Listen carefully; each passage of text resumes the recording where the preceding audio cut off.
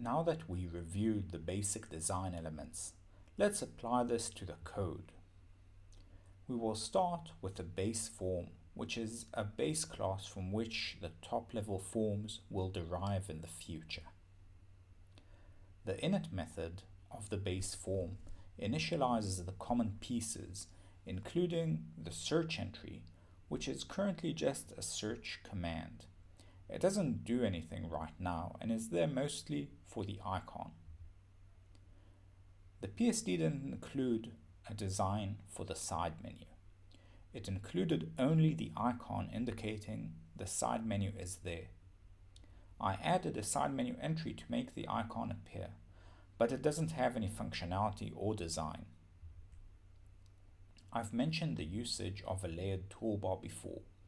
A layered toolbar floats on top, which would mean the list of filters, etc. would appear underneath it in normal circumstances. To avoid this, I added a filler label that is as tall as the toolbar area and placed it in the top portion of the form. It pushes all the other elements downwards so they don't overlap with the title. The background image is a part of the style and will stay in place behind everything. We discussed the Your Order entry in the CSS, but I would like to call out the fact that I used the localization manager to format the currency price here. That's why the price is listed as ILS instead of USD. In this particular case, this is probably wrong, as prices should be delivered from the server with the currency type. We discussed the shopping cart style in the CSS too. Notice we apply the shopping cart style before calling the material icon, which effectively used the styles from the CSS for the icon. This label is placed into a grid layout with a transparent container.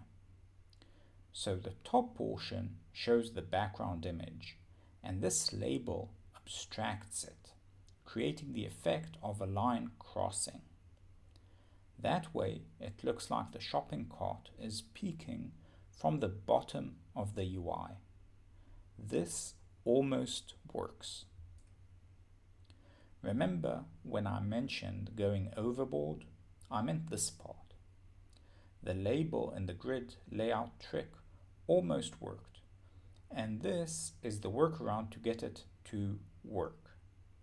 A grid layout takes two components and gives them the exact same size to fill up available space.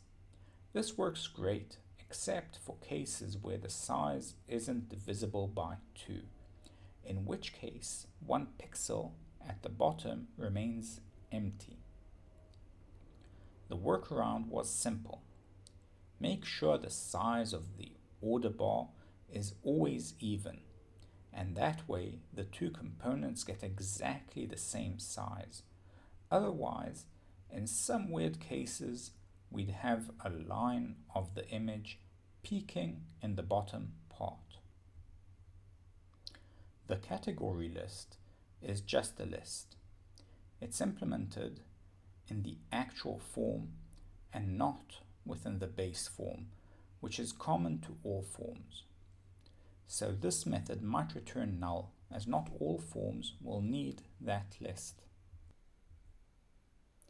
I mentioned the separator line in the CSS section, but here I'd like to draw your attention to set show even if blank on the label. By default, an empty label is completely removed in Codename 1.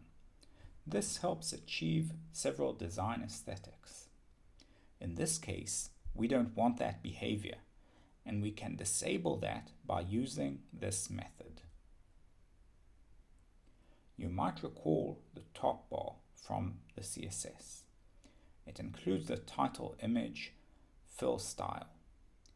Again, notice that the portion that's supposedly doesn't have the title image showing still has it. It's just obscured. The whole title area is just placed in the north section of a border layout. The content differs from form to form, so this is the content of the main form and isn't implemented here. We are just invoking the method of the subclass.